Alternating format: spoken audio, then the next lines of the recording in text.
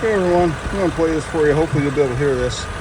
Checking the lights on, but I want to hear this. And the air box sounds like a gurgling sound. Hearing like knocking.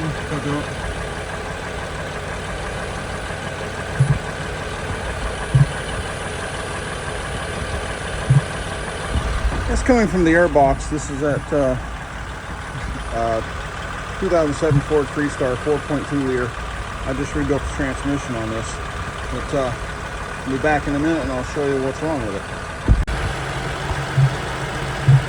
This in here is still making a gurgling popping sound in the air box.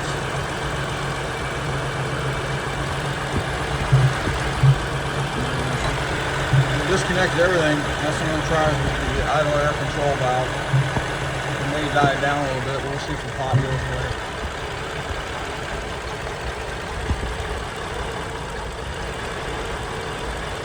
Here now, there's no popping going on in the air box. Now I'm going to plug it back in.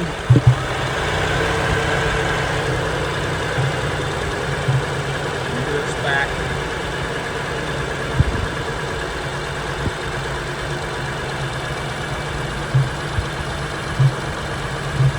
I'm going to try and change it out and see what happens with the new one. Okay everyone. Here's the new idle air control valve in here. It is no longer popping.